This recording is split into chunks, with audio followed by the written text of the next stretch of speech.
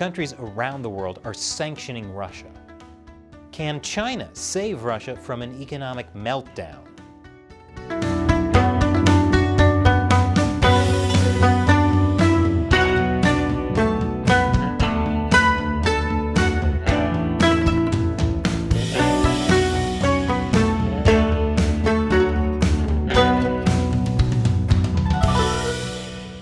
Welcome to Chine Uncensored. I'm Chris Chappell. This episode is sponsored by PC Doctor Toolbox. Protect your PC from software crashes, hardware failures, and the kinds of glitches that make your life miserable.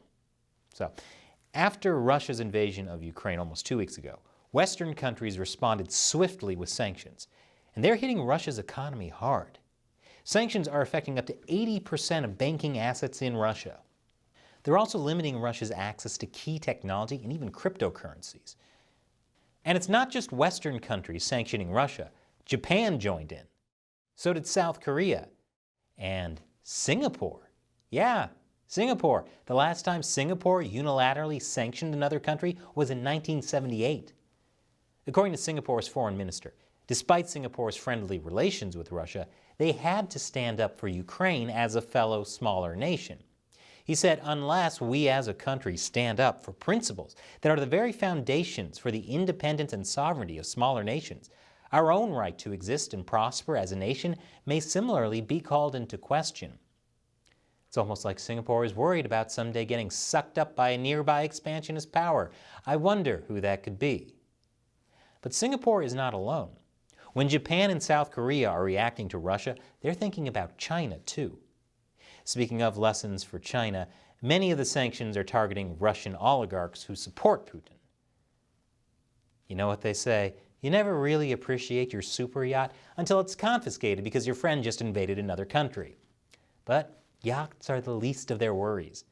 According to the BBC, some oligarchs sanctioned by the European Union are shocked to find their debit cards no longer function, and they are now relying on using cash from safes.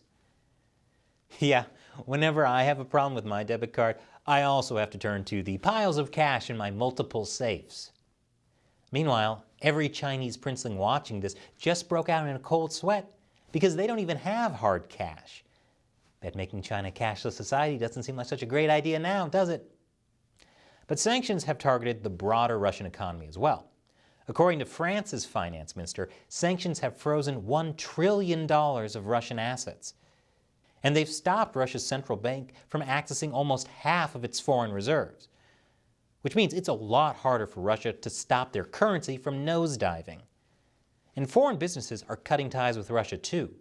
Western sanctions are not directly targeting Russia's energy industry because Europe gets so much of its natural gas and oil from Russia, but big oil companies are still cutting ties with Russia, in part because the general sanctions make it hard to do business there. There are some unforeseen consequences of this, like will Russian airlines still be able to fly if their planes can't get spare parts? You know, when we talk about sanctioning countries like Russia or China, we spend a lot of time worrying that it won't work because we're too dependent on them. This is a good reminder that they are pretty dependent on us too. But as many countries sanctioned Russia, or at least expressed disapproval at Russia's actions, there was one notable exception. China announced they would not join sanctions on Russia. What? These guys won't sanction each other? I'm so surprised. In fact, many expect China to save Russia from Western sanctions. But can they? I'll tell you more after the break. Welcome back. For years, Vladimir Putin has tried to insulate Russia from Western sanctions. He's built what's been called Fortress Russia, a sanction-proof economy, which is not so sanction-proof after the US and Europe targeted Russia's central bank. Now, there's speculation that China could be Russia's key to surviving sanctions. In some ways, this is a no-brainer. China and Russia have helped each other get around sanctions in the past, like when Russia helped Huawei when it was hit by US sanctions. But because of the types of issues Russia is facing now, it's not as easy for China to just step in quickly. For example, Europe is shutting down the Nord Stream 2 gas pipeline. Now, Russia has signed oil and gas deals with China, which could partially make up for that loss. But that's not going to happen immediately. One deal doesn't start until 2023. Another involves a pipeline through Mongolia that hasn't even been built yet. When it comes to banking, it gets even trickier. Now that it's been sanctioned, Russia's central bank can't access hundreds of billions of dollars of its foreign reserves. Some of that money is in US, EU, Japanese, and British government bonds. Others are in US dollars and euros in banks all around the world. All of that is frozen now. Russia does still have access to its $84 billion worth of Chinese government bonds, but they can only sell those bonds for Chinese yuan. And pretty much only China and Chinese companies will take yuan. The rest of the world prefers to do business in US dollars and euros. Right now, only 3% of international payments are done in yuan. Although as sanctions continue, Russian companies are starting to open Chinese bank accounts, and they may have to start using Chinese yuan too. But that's a long-term process, not a quick, easy fix. Another issue is that some Russian banks have been cut off from SWIFT, the International Banking Communication System. SWIFT doesn't transfer money, but it allows banks to communicate with each other. Being cut off means it's much harder for Russian banks to make financial transactions around the world. Russia has developed its own bank communication system called SPFS, but it's pretty much used only inside Russia. China also established its own system in 2015 called SIPS, and there's been talk that SIPS could help Russia get around the SWIFT ban. But it really can't, at least not yet. SIPS only works for transactions in Chinese yuan. It's part of China's efforts to increase global use of the yuan and decrease China's reliance on US dollars. But even after 7 years, SIPS is tiny compared to SWIFT.